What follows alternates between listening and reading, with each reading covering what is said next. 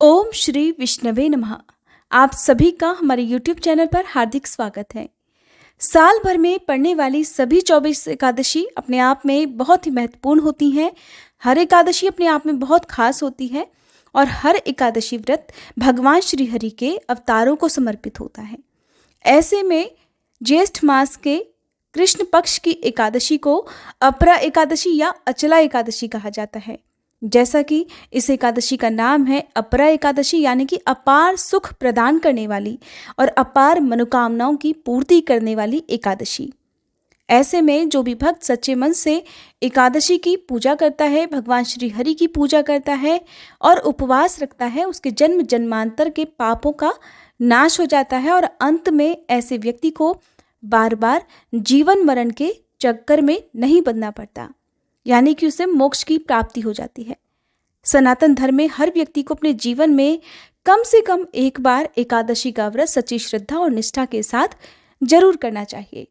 आज की इस वीडियो में आप जानेंगे ज्येष्ठ मास के कृष्ण पक्ष की एकादशी की सही तिथि और शुभ मुहूर्त के बारे में, कि व्रत कब रखना है, कब खोलना है, पारण का यानी कि व्रत तोड़ने का, व्रत खोलने का शुभ समय कब से कब तक रहने वाला है, किन चीज़ों को खाकर व्रत का पारण करना चाहिए, तुलसी दल कब तोड़ने चाहिए और भगवान श्री हरि की पूजा करते समय किन किन बातों का ध्यान आज के दिन आपको रखना चाहिए।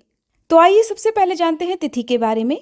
26 मई गुरुवार के दिन अपरा एकादशी है और गुरुवार का दिन वैसे भी भगवान विष्णु को समर्पित होता है। ऐसे में ये एकादशी और भी ज़्यादा महत्वपूर्ण हो जाती है।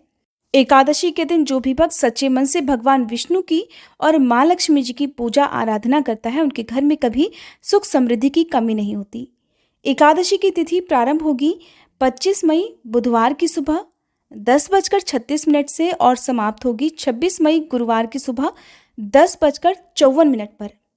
जो भी वैष्णव लोग हैं या जो भी भक्त भगवान विष्णु को मानते हैं, उन्हें द्वादशी तिथि युक्त एकादशी का ही व्रत रखना चाहिए।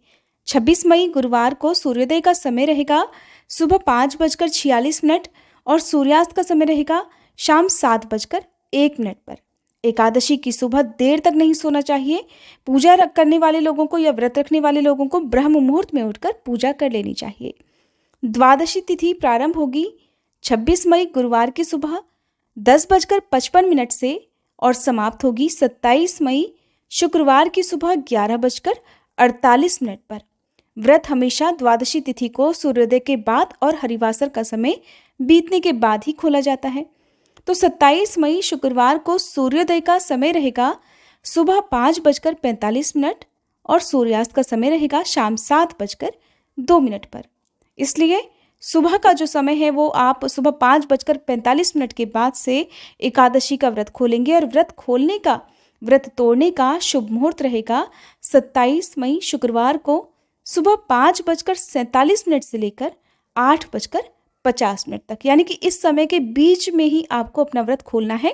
8:50 के बाद से व्रत पारण का कोई भी शुभ मुहूर्त नहीं रहेगा। कभी भी दशमी तिथि युक्त एकादशी का व्रत नहीं रखना चाहिए। ऐसा करने से जो भी लोग हैं उनके अंदर आसुरी शक्तियों का विकास होने लगता है। ऐसे लोगों की जो बुद्धि है वो फिर गलत कर्मों में लिप्त होने लगती है। इसलिए जब भी एकादशी की तिथि 2 दिन तक होती है तो ऐसे में द्वादशी तिथि युक्त एकादशी का ही व्रत रखना चाहिए।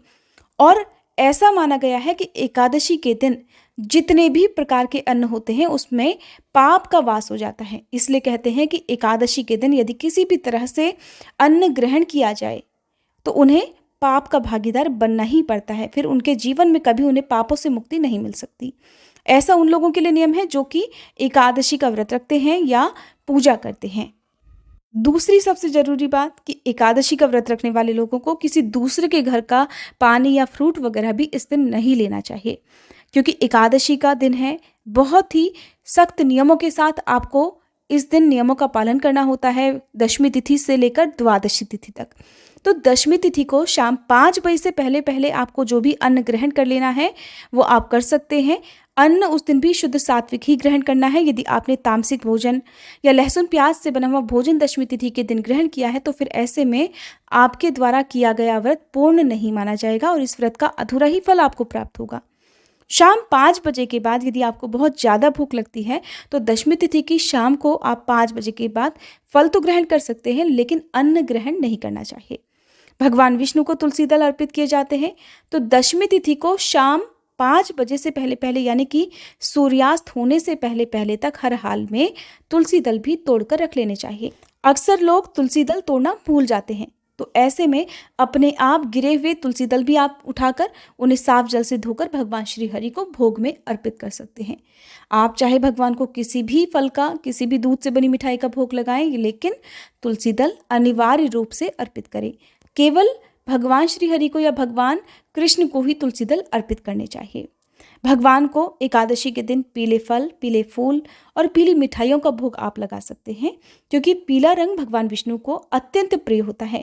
भगवान विष्णु को आज के दिन पीला वस्त्र अर्पित करें। यदि हो सके तो पीले रंग के वस्त्रों का दान या पीले फलों का, पीले अनाज का दान आज के दिन आपको, या दालों का दान एकादशी के दिन करना चाहिए। और द्वादशी तिथि के दिन बिना दान किए ये व्रत अधूरा रहता है, इस बात का आपको ध्यान रखना है। एकादशी के व्रत में जहाँ तक संभव हो उतना आप उस दिन किसी भी प्रकार के फल से या दूध या जल से दूर रहें, क्योंकि अपने आप को आप भगवान को समर्पित इस दिन यदि सच्चे मन से कर देते हैं तो आपके द्वारा किए गए जाने अनजाने पापों का तो नाश होता ही है, आपको भगवान श्री हरि के धाम में भी जगह मिल जाती है, यानी कि विष्णु लोक की प्राप्ति भी हो सकती है।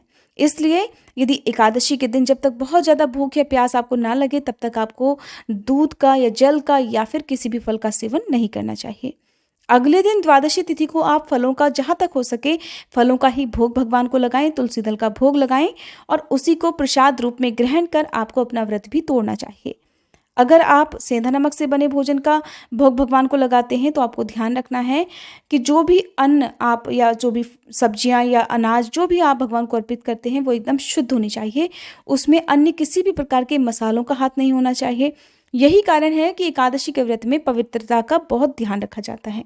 इसलिए अगर आप इन सब बातों का ध्यान ना रख पाएँ तो आप केवल फलों से या तुलसी दल से भगवान को भोग लगाकर भी अपना व्रत तोड़ सकते हैं।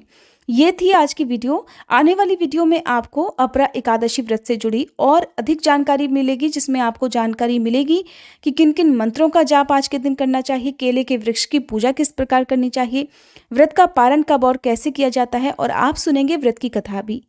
अगर ये जानकारी आपको पसंद आई हो तो प्लीज़ वीडियो को लाइक जरूर कीजिएगा, और अगर आपने चैनल को सब्सक्राइब नहीं किया है तो चैनल को सब्सक्राइब करके आप बेल आइकन भी प्रेस कर लीजिएगा। ज्येष्ठ मास सूर्य देवता और जल देवता को समर्पित होता है, ऐसे में आप हर दिन नियम से हमारे चैनल पर ज्येष्ठ मास महात्म्य की कथाएं भी सुन सकते हैं।